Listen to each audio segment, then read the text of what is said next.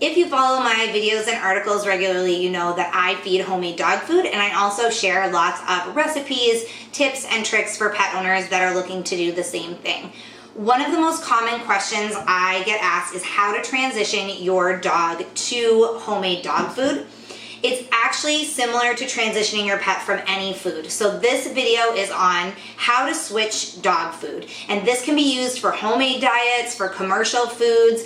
It gets a little trickier when you go into completely switching your dog's diet, like going from a commercial or homemade processed food to a raw diet. Or if you're going to be switching your dog to something that's grain-free, or something that is like if you're going to the keto diet or something like that for dogs.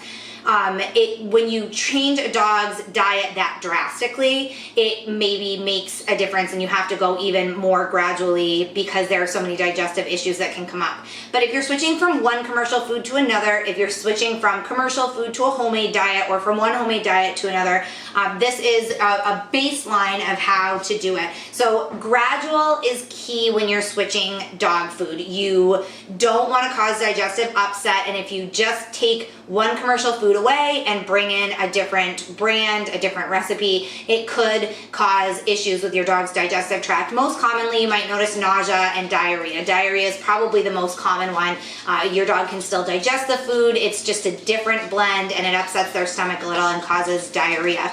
Nothing serious, but it is something that you should be cautious of because it can make your dog dehydrated and nutritionally deficient over time. So it's not something that you want to prolong. You want to make sure that you do it right and you get those stools firmed up and your dog's digestive tract back on track as soon as possible. So for the first day 1 and day 2, you're going to feed 25% of the new food mixed with 75% of the old food. So you'll combine 25 new, 75% old, and combine that in a bowl and feed that.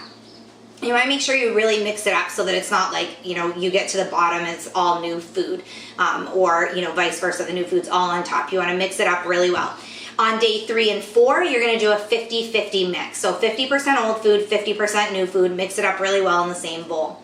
Days 5 and 6, 75% of the new food and 25% of the old food, and mix that. And day 7 should be good to go to 100% of the new food. If you notice any changes at all in your dog's appetite, if you notice vomiting or diarrhea, you're going to need to slow the process down.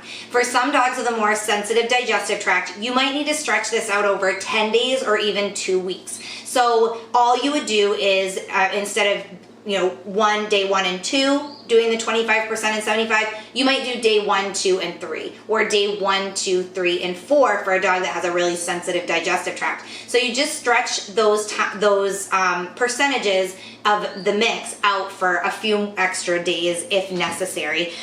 If you add an extra day to each step, or 2 days to each step, and you're still seeing signs of digestive upset, you need to seek veterinary treatment. There's a good chance that something's going on with your dog that's a little bit more severe. They may need to be treated for dehydration, malnutrition, something like that. So be sure to seek veterinary care if that doesn't clear up within a couple of days. If you have any other questions, feel free to email me. Thanks for watching this video guide.